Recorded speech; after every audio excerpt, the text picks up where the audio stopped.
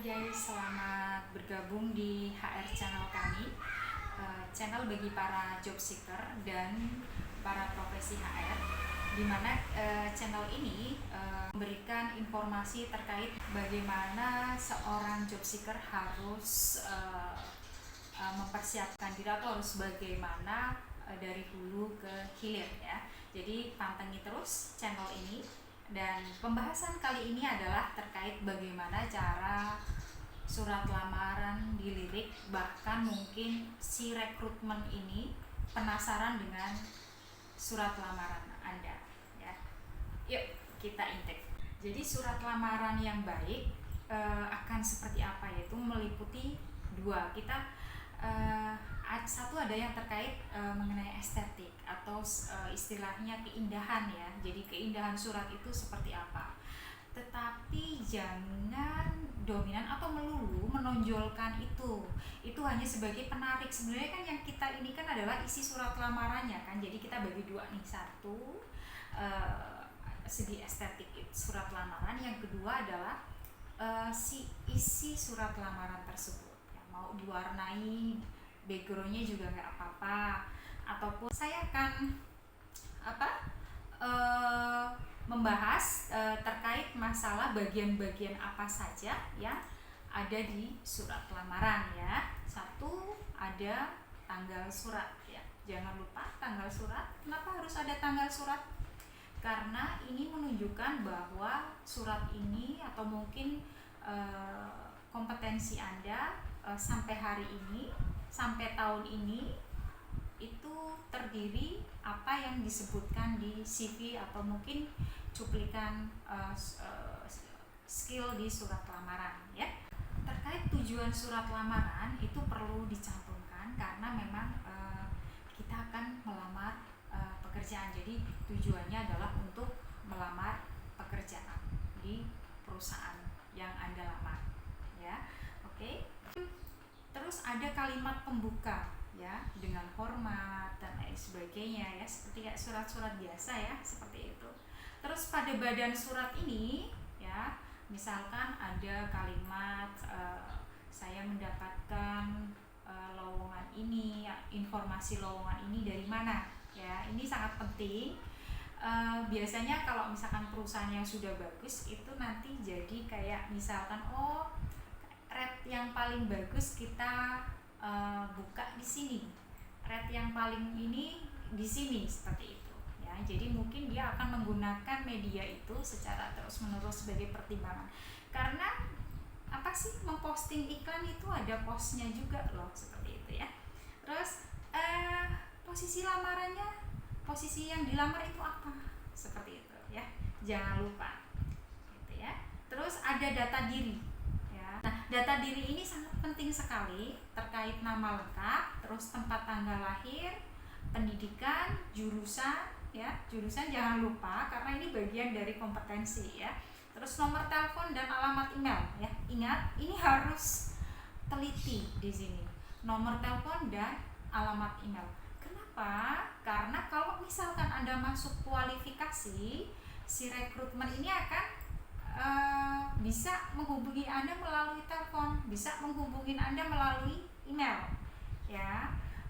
Terkadang nih yang dialamin kami itu nomor telepon tidak valid ya, atau mungkin email tidak valid.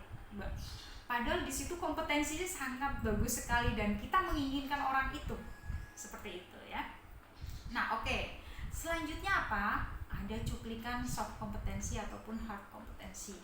Apa itu soft kompetensi? Soft kompetensi adalah hal yang melekat pada diri kita, atau mungkin baik sudah ada ataupun karena diasah, atau mungkin karena kondisi lingkungan.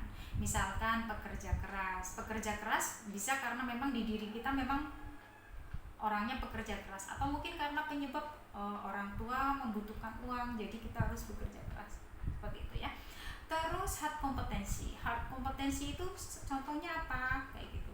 Misalkan ya, kayak misalkan kita bisa alat tes ya. Jadi terkait masalah yang kita kerjakan. Nanti misalkan di suatu perusahaan kita sebagai misalkan accounting ya.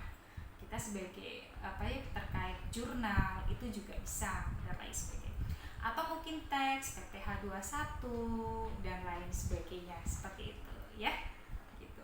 Oke, kita lanjut tadi. Jadi kita ada cuplikan-cuplikan soft kompetensi atau hard kompetensi yang kita miliki, tidak terlalu yang panjang lebar, tapi bagaimana si job seeker ini, pelamar ini menunjukkan ke si rekrutmen, saya punya kemampuan ini loh, kayak gitu ya. Oke, terus lanjutnya lampiran ya. Kalau misalkan mau melampirkan bisa disebutkan, nggak usah ya misalkan harus 1, 2, 3, nggak usah, deret aja. Tapi yang kompetensi bisa nih dibalik ya, 1, 2, 3 kayak gitu, bisa apa aja. Itu malah bikin kita tertarik karena itu yang dijual ya. Nanti kita kita perlihatkan bagaimana cara membuatnya. Ini cuma gambaran secara sekilas saja. Terus ada penutup ya, kalimat penutup seperti surat-surat yang lainnya ya. Jangan lupa tanda tangan ya. Ini terkadang si job seeker ini lupa untuk tanda tangan, padahal dia sudah membuat tempat untuk tanda tangan ya. Jadi di sini jangan lupa. Oke ya, kita lanjut ke contoh surat lamaran yang akan saya visualkan. Di situ juga kita akan pandu bagaimana cara membuatnya ya. Kita lanjut praktek pembuatan surat lamaran. Di atas sudah disinggung ada 2 pertimbangan yang menjadikan seorang rekrutmen itu melihat surat lamaran kita. Salah satunya adalah dari segi estetik atau penampilannya ya. Yang kedua adalah isi. Nah, akan saya bahas pertama adalah penampilan atau estetiknya ya. Di sini estetiknya intinya jangan berlebih tapi menarik seperti itu ya. Nah, kita gunakan di sini terkait layout dan pewarnaan. Nah, pewarnaan yang kita ambil tidak usah berlebihan ya. Seperti ini kita gunakan warna biru. Keisi yaitu mulai dari atas itu ada alamat dan nomor telepon serta email ya. Di sini fungsinya untuk mempermudah rekrutmen apabila kita sesuai kualifikasi, jadi rekrutmen gampang untuk menghubungi kita. Selanjutnya di sini mengenai tempat dan tanggal ya. Di sini fungsinya kita ada di mana, dan memang CV atau surat lamaran ini memang update seperti itu ya. Selanjutnya di sini ada surat ini ditujukan ke siapa ya. Oke. Alangkah baiknya tujuan surat itu kepada HRD, misalkan ke manajer HRD atau GM HRD atau apa ya. Di sini maksudnya adalah karena memang HRD inilah yang akan mensortir, membaca, yang tahu kualifikasi di awal proses rekrutmen seperti itu. Selanjutnya adalah bagian pembuka ya. Di sini kita lihat ya. Terus selanjutnya badan surat lamaran ya. Pada badan surat lamaran itu terdiri dari beberapa, yaitu informasi yang menyatakan bahwa kita mendapatkan iklan lowongan atau informasi lowongan kerja dari mana. Terus di sini juga kita lulusan dari mana, dari swasta atau negeri dan lain sebagainya. Ini sangat menjual ya. Terus kita sudah bekerja di mana, tapi secara sekilas tidak yang detail banget ya. Jadi kita pilih-pilih yang menunjang posisi ini ya. Seperti itu. Nah, seperti di sini kita mendapatkan informasi dari Jobstreet ya. Terus juga universitas dan beberapa perusahaan yang sekiranya dapat menarik perhatian si rekrutmen ini. Selanjutnya di sini kita juga perlu mencantumkan posisi yang kita lamar ya. Ini sangat penting sekali karena biar tahu nih kamu daftarnya apa gitu. Terus kompetensi yang kita miliki. Nah, di sini ini adalah hard kompetensi ya. Nah, boleh kita tulis dengan urutan ke bawah ya. Alangkah baiknya ke bawah karena ini sangat sangat sangat penting sekali. Dan ini adalah kunci karena ini yang kita jual seperti itu. Ya. Selanjutnya nanti kita akan jabarkan juga soft kompetensi tapi tidak di sini. Ya, soft kompetensi itu apa? Adalah yang terkait yang sifat yang melekat pada diri kita, bisa jadi karena memang sudah ada di diri kita atau mungkin karena dibentuk karena kondisi ya. Nah, itu kita tulis sehingga kita memiliki daya jual yang tinggi. Misalkan kita bisa kerja tim, kita belajar cepat, atau mungkin pekerja keras dan lain sebagainya.